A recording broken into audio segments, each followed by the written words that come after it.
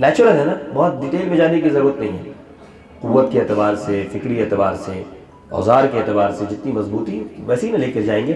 اللہ کے نبی کی جب وفات ہوئی ہے ان کے روم میں، گھر میں غالباً میں نے پڑھا ہے 9 تلواریں لٹکی ہوئی تھی دیوار کے اوپر. کیوں؟ ہم لوگ تو زیادہ متقی ہیں نا اللہ کے نبی سے، دین کو زیادہ سمجھتے ہیں اللہ کے نبی سے. اللہ کے نبی صلی اللہ علیہ وسلم اور حضرت عائشہ نے 2 بار ریس لگائی ہے. ہم میں سے کس نے اپنی زوجہ محترمہ کے ساتھ اس زمانے میں ریس لگائی ہے؟ ہم تو بہت زیادہ پاک باز ہیں، ہم زیادہ متقی ہیں، ہماری عورتیں زیادہ پردہ والی ہیں. اماں عائشہ اتنی پردہ والی نہیں تھی. اگر سیرت کی ہم بات کرتے ہیں اور سلف کی بات کرتے ہیں تو پوری بات ہونی چاہیے، ادھوری بات نہیں ہونی چاہیے. ہمارا ایک مزاج بن گیا ہے کہ ٹریڈیشنل اسلام کو فالو کرتے ہیں، جس میں مزہ ہوتا ہے یا جس میں سزا نہیں ہوتی، جس میں مزہ ہوتا ہے یا جس میں سزا نہیں ہوتی. سزا کیا؟ کوئی کچھ بولے گا، یہ بھی ایک طرح کی اذیت ہے نا بھائی، وہ کیا بولے گا، ایسا کر دیا تو. پردہ ہم کب کرتے ہیں؟ جب کپڑے ہمارے اچھے نہیں ہوتے تو پردہ ہوتا ہے، اور جہاں اچھے کپڑے پہن لیے تو اس دن برقع سائڈ ہوتا ہے. ہوتا ہے نہیں ہوتا؟ ہوتا ہے نا. اللہ توفیق دے ہم لوگوں کو. شادیوں میں فخر کے ساتھ ایسے ہم کرتا پاجامہ کا اہتمام کرتے ہیں، ولیمہ میں جاتے ہیں کوٹ پینٹ کا اہتمام کرتے ہیں. اس کا مطلب یہ ہے کہ محبت سنت والے لباس سے کم ہے، اس والے لباس سے زیادہ ہے. تو ہم لوگ ٹریڈیشنل اسلام کو فالو کر رہے ہیں. وی ڈونٹ فالو سنہ، وی ڈونٹ فالو سلف. اس وجہ سے ضروری ہے کہ ہم پوری تربیت پر آئیں اور پوری تربیت اپنی کریں. یہ جو دین ہے، جو صحت کا دین ہے، جو مدافعات کا دین ہے، جو ڈیفنس کا دین ہے، یہ مدرسے میں، مکتب کے کلاسوں میں بیٹھ کر نہیں سیکھا جا سکتا، میدان میں ہی سیکھا جائے گا. اللہ کے نبی کی یہی سنت تھی، صحابہ کی یہی سنت تھی، پوری زندگی اسی پر گزری ہے. تقریریں حدیث کی کتابوں میں نہیں ملتی، بیانات حدیث کی کتابوں میں نہیں ملتے. یہ ہم لوگوں نے شروع کیا ہے نظام. اور جلسے جلوسوں کا نظام تو ہم لوگوں کو گاندھی جی نے اور بعد کے لوگوں نے سکھایا ہے. ایک اس نکڑ پہ، دوسرا اس نکڑ پہ، تیسرا اس نکڑ پہ، یہ سب پولیٹیکل چیزیں ہیں. ہمارے یہاں تو مسجدیں اور جمعے کا نماز کافی ہے نا. جمعے کی نماز کا خطاب ہی ایسا ہو ائمہ حضرات کے ذریعے سے کہ وہ ایک میسج ہو. یہ ہفتہ ہم لوگوں کو اس طریقے سے گزارنا ہے. کسی انگریز نے کہا تھا، جب ان کے سامنے بہت ساری کارگزاریاں امت مسلمہ کی پیش کی گئی، ہم نے یہاں یہود بنا دیے، یہاں وہ نصرانی بنا دیے، یہاں ان کو ایسا کیا ویسا کیا، تو اس نے کہا کہ جمعے کی نماز ختم کروایا. یعنی یہ تو نہیں ہوا. انہوں نے کہا جب تک جمعے کی نماز ان کے یہاں زندہ ہے تب تک تم ان کو کچھ نہیں کر سکتے. پورے ہفتے ہم ڈسچارج ہو جاتے ہیں، جمعے کی نماز میں گئے، اور اگر کوئی اللہ رسول کو ماننے والا، اچھا علم والا کوئی خطیب ہو، اتنا ریچارج کر دیتا ہے کہ اگلے ہفتے کے لیے کافی ہو جاتا ہے نا سر. ہر جمعے کو توبہ ہو جاتی ہے الحمدللہ. اللہ کا فضل و کرم ہے. یہ اللہ نے نظام بنایا امت مسلمہ کا، بڑا عجیب، بڑا پیارا نظام ہے. تو خیر، تو یہ بہت ساری باتیں ایسی ہیں جس سے ہو سکتا ہے کہ آپ مجھ سے 100% اتفاق نہ کریں، لیکن میں ایک سوچ رکھنا چاہتا ہوں جو ہمارے بڑے بھی سوچتے ہیں. ادھر ادھر کی باتیں نہیں ہیں، قرآن و حدیث کی روشنی کی باتیں ہیں. تو یہ جو اسپورٹس وغیرہ ہے یہ اس لیے کیے جا رہے ہیں تاکہ ہمارے بچوں کے اندر اعتماد پیدا ہو، وہ اپنے آپ کو کمتر نہ محسوس کریں، وہ اپنے آپ کو ایسا ہی محسوس کریں کہ ان کے خاندان کے بچے جو جن اسکولوں میں پڑھنے کے بعد ان کے برابر آتے ہیں، وہ ویسے ہی کانفیڈنس ان کے اندر ہو. اور کوئی ایسی چیز جو اللہ نے حلال کی ہے اور جو اللہ نے پرسکرائب کیا، اللہ کے رسول نے کر دکھایا ہے، اس سے امت کو پیچھے نہیں رکھنا چاہیے. تب دنیاوی زندگی خوبصورت اور حسین بنتی ہے اور اسلام میجورٹی کے اندر پھیلتا ہے. ورنہ یہ چیزیں مائنورٹی میں جو تقوی طہارت ان کے اندر اللہ نے بہت زیادہ دے دیا، کسی کا دل ہی اللہ نے ایسا بنا دیا کہ پوری دنیا کو اس نے قربانی دے دی اور آخرت کو ہی اپنا سب کچھ بنا دیا. ایسے بہت کم افراد ہوتے ہیں. آپ لوگ اندر آ جائیے نا بھائی، اندر آئیے نا. میجورٹی میں اگر دین لانا ہے نا تو دین کی ان شکلوں پر بھی غور کرنا پڑے گا جس پر امت کے اکثر افراد عمل کر سکے، ماڈرن طبقہ عمل کر سکے. الحمدللہ یہ کوشش ہے ایک اچھے نظام بنانے کی، ایک سلیقے سے چیزوں کو چلانے کی الحمدللہ، اور اس کے لیے کچھ قربانیاں، کچھ برڈن وہ لیے جاتے ہیں. الحمدللہ لے رہے ہیں ہم لوگ. اللہ کا فضل و کرم ہے کہ اللہ نے اس کے لیے نظام بھی بنایا ہے، آپ حضرات جڑے ہیں.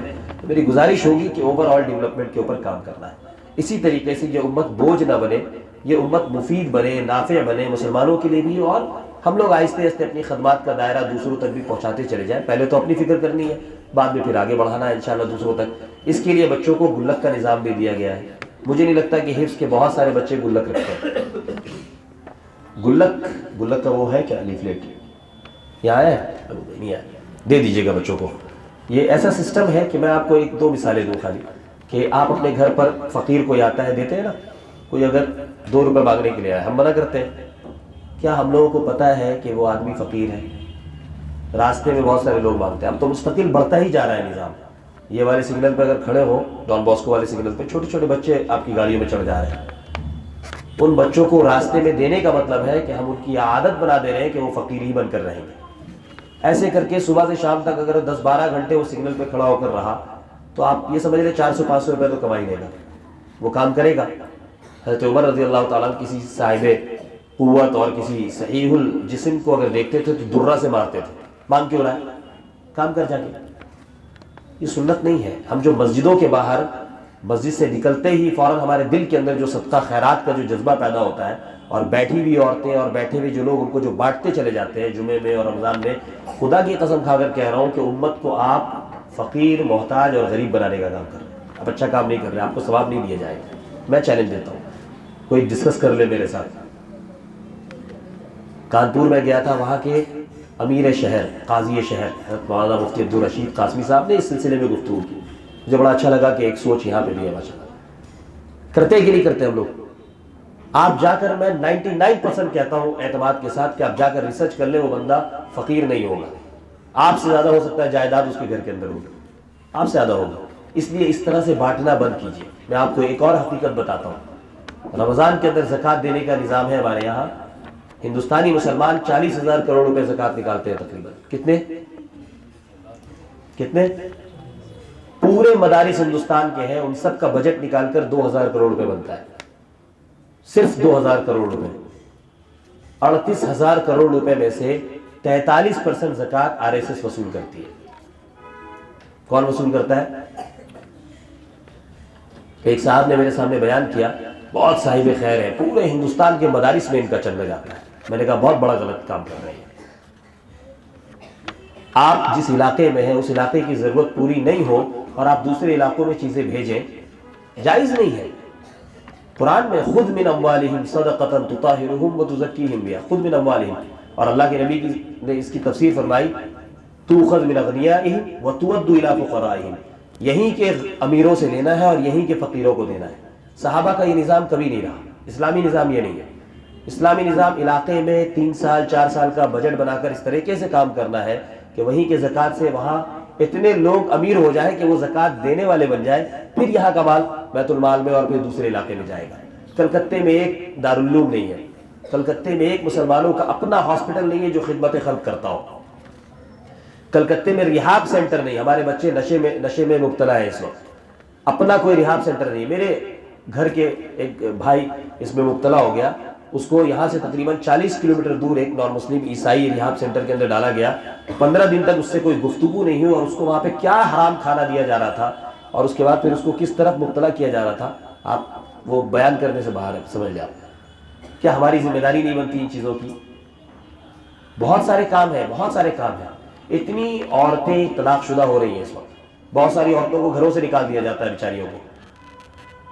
بھائی بھی ان کو ایکسیپٹ نہیں کرتے. بے شمار ایسی عورتیں ہیں جن کے بھائی بھی نہیں ہے، گھر بھی نہیں ہے ان کا. کہاں رہیں گی وہ؟ بیوہ سینٹر ہے ہمارے پاس.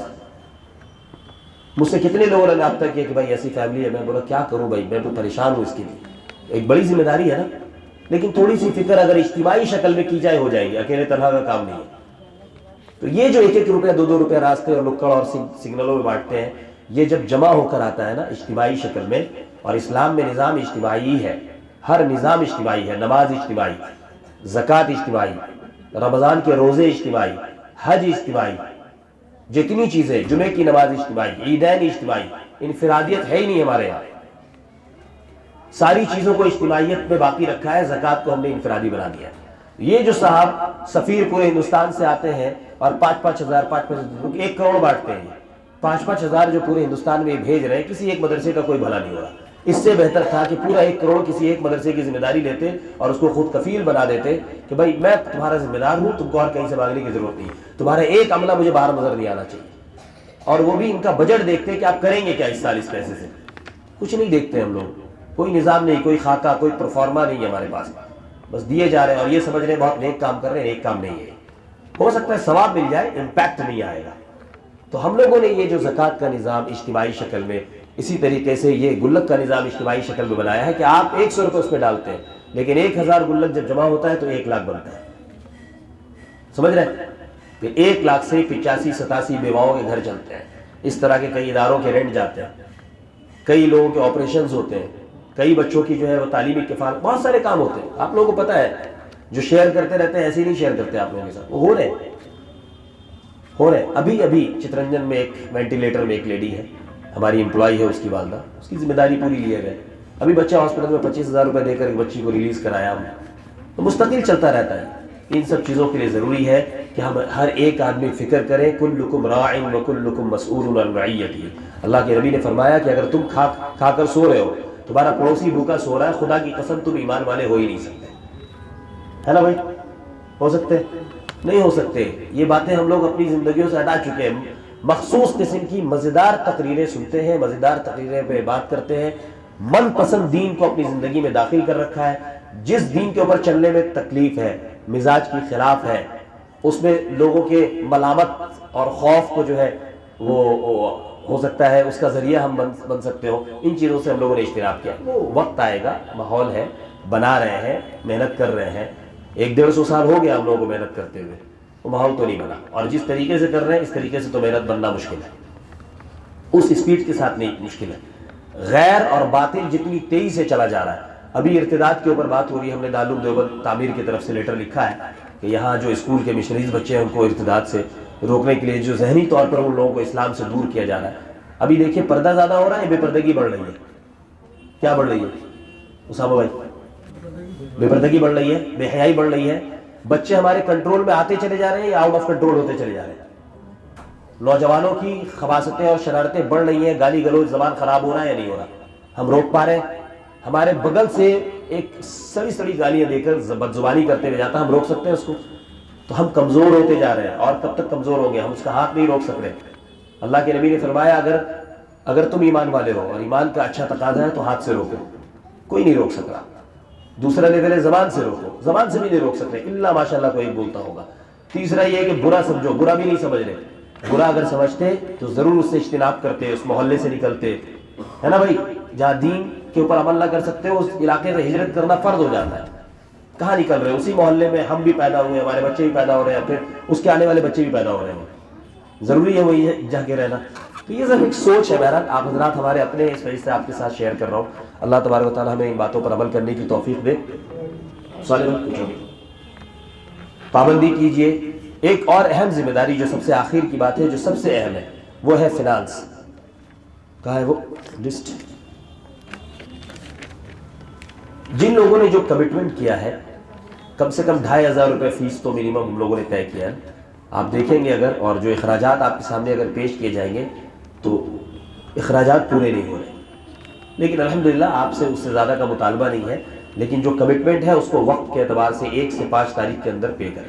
ایک بات یہ, جو لوگ ابھی تک 1500, 1000, 1500, 1200 اس طرح سے تھے, کافی وقت گزر گیا, اب یہ چیزیں سب ریڈی ہوئی ہیں ماشاءاللہ, اس میں اضافہ کرنے کی کوشش کریں اپنے لیول پر, اور جو ان کی فیس مقرر شدہ ہے اس تک آنے کی کوشش کریں. یہ میں گزارش کروں گا. کسی کے ساتھ پرابلم ہو تو وہ اپلیکیشن لکھ کر دیں, ہم ان سے پرسنل 1 to 1 انشاءاللہ بات کریں گے. اخراجات بہت ہیں. مزید جو چیزیں, یہاں مجھے ایک ایڈمنسٹریٹر رکھنا ہے, ٹوائلٹ وغیرہ کی صفائی کے لیے کوئی نظام رکھنا ہے, بچے بعض دفعہ خدمت میں لگے ہوئے ہیں ان کے لیے نظام بنانا ہے, اوپر اسپورٹس سیکشن جو ریڈی ہوگا اس کے لیے کام کرنا ہے. سمجھ رہے؟ بہت ساری ایسی چیزیں ہیں. ڈیجیٹل کلاس روم بنانا ہے بچوں کے لیے, تاکہ وہ لوگ, ان کو دنیا میں کس طرح سے کمپٹیشنز ہوتے ہیں انٹرنیشنل لیول پہ, پڑھائی کس طرح سے ہوتی ہے, ان لوگوں سے انٹروڈیوس کرانا ہے ان لوگوں کو. تو یہ سب بہت سارے کام ہیں جس کے لیے فنانس کی بہت اہم ضرورت ہوتی ہے. تو میں یہ نہیں کہہ رہا کہ آپ لوگ الگ سے کچھ دیں, لیکن کم سے کم جو فیس کا ایک ریشیو ہے, اگر 50 بچے یہاں پہ اور 2500 روپے فیس ہے تو کتنے بنتے ہیں بھائی؟ 1,25,000 ہے نا. تو کم سے کم وہ آئے تو یہاں کا نظام چل سکے. ابھی دوسرے جگہوں سے بھی لا کر یہاں ڈالنا پڑتا ہے, تو یہ ساری چیزیں تھوڑی سی نہیں ہونی چاہیے. ورنہ کیا ہوگا کہ یہ چراغ جلایا ہے ہم لوگوں نے, جس میں بغیر دارالاقامہ میں کے حفظ کرانے کی کوشش ہو رہی ہے, اور الحمدللہ نتائج ہمارے اچھے آ رہے ہیں. الحمدللہ نتائج اچھے آ رہے ہیں. اس طرح سے ٹھہراؤ کے ساتھ, اس طرح سے رک کر, اور اس طریقے سے قرآن کے مطلب حافظے کے ساتھ الحمدللہ کہیں نظام نہیں ہے. انشاءاللہ امید ہے آپ لوگ دعا کریں کہ کمپٹیشن ویسٹ بنگال کا ہو رہا ہے یہاں پہ. ہمارے ایک بچے کو، ایک ہی بچے کی اجازت ہے، ہم نے شامل کیا ہے. انشاءاللہ امید ہے کہ فرسٹ آئے گا وہ. دعا کریں آپ نے انشاءاللہ. میں نے تو اس بچے سے کہا ہے کہ فرسٹ آنا ہے انشاءاللہ، کیونکہ مجھے پتا ہے کیپیسٹی کیا ہے. اللہ تبارک و تعالیٰ ہم لوگوں کو مل جل کر کام کرنے کی توفیق دے، تعاون کرنے کی توفیق دے، ایک دوسرے کے ساتھ معاونت کرنے کی توفیق دے. تعمیر ایجوکیشنل ویلفیئر ٹرسٹ بے شمار بڑے بڑے کام کر رہا ہے. اپنے رمضان کے اندر یا سال میں جو بھی اپنے زکوٰۃ وغیرہ کا نظام ہوتا ہے، جو بھی ہوتا ہے، آپ بانٹ دیتے ہیں، یوٹیلائز نہیں کرتے. یوٹیلائز کرنا ہے اپنے زکوٰۃ کو. میں ایک مثال دے کر اپنی بات ختم کرتا ہوں. کیا ہم کلکتے والے 10-15 فیملی یا 20 فیملی مل کر 1 کروڑ روپے زکوٰۃ نکال کر ایک ڈپارٹمنٹل اسٹور بنا کر 4-5 وہ نوجوان جن کو ہم کھڑا کرنا چاہتے ہیں، جن کو ہم ایسے ہی زکوٰۃ دے دیا کرتے تھے، کیا ان کو اس کا مالک بنا کر زکوٰۃ ادا نہیں کر سکتے؟ مسائل بتائیں علماء اور مفتیان اکرام. ادا کر سکتے نہیں کر سکتے؟ موتی جھیل اسی کے پیچھے علاقہ ہے. 50 سال سے وہ لوگ فساد زدہ ہو کر بیچارے یہاں پہ بسے ہوئے ہیں. کلکتے کے مسلمان 20-25 کروڑ روپے ایک ساتھ جمع کر کے زکوٰۃ کی رقم سے، مت دیجیے اپنا 97.5%، زکوٰۃ کے 2.5% سے ہی سب لوگ مل کر ان کے لیے ایک بڑا کمپلیکس نہیں بنا سکتے؟ ان کے بارے میں قیامت میں سوال نہیں ہوگا ہم سے ان کے بارے میں کیا فکر کی تھی؟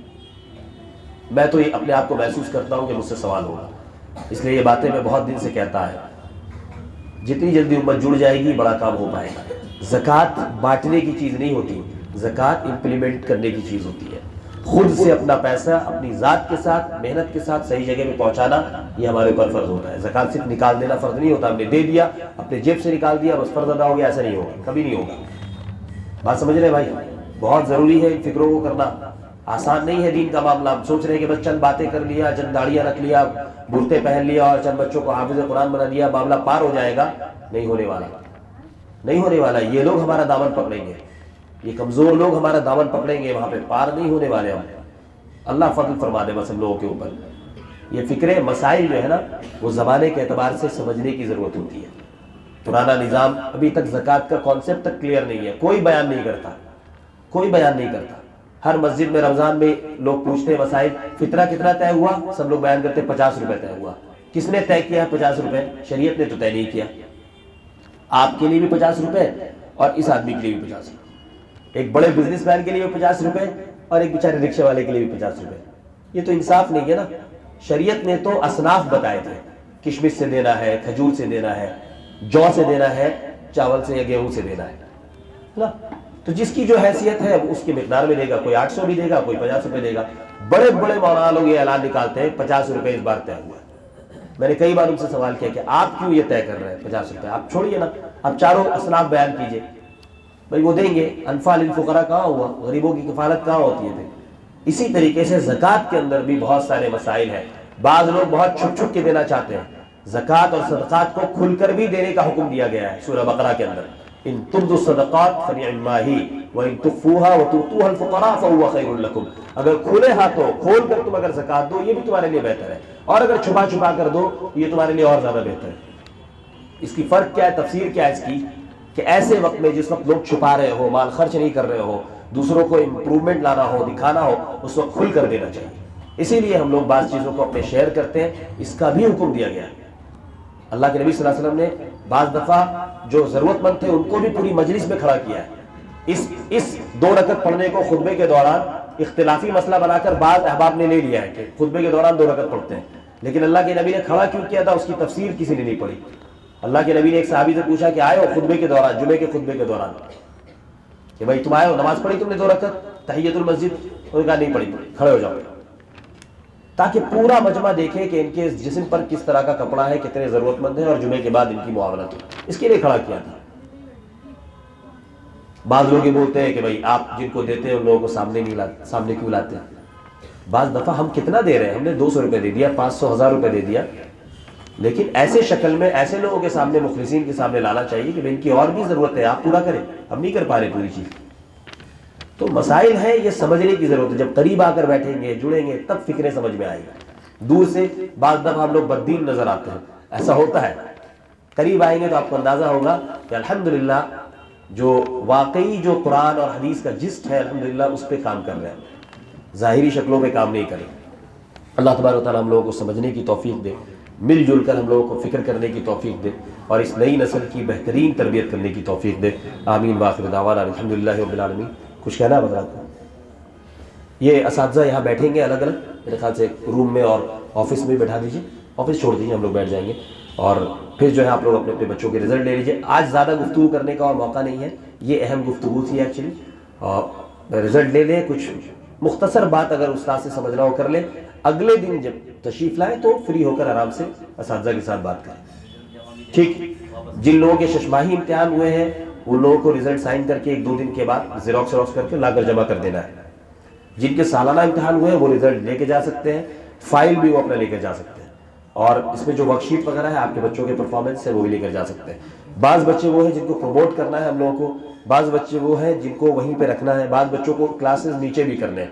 وہ انشاءاللہ مخصوص بچے ہیں، ان کے والدین کے ساتھ ہم لوگ بعد میں بات کریں گے انشاءاللہ. جزاکم اللہ خیر. السلام علیکم ورحمۃ اللہ وبرکاتہ. اس کے بعد عصر کی نماز جماعت کے ساتھ ہو جائے گی انشاءاللہ. ہم لوگ پڑھیں گے نماز، بہنیں ہماری چلی جائیں گی انشاءاللہ، پڑھ لیتے ہیں. السلام علیکم.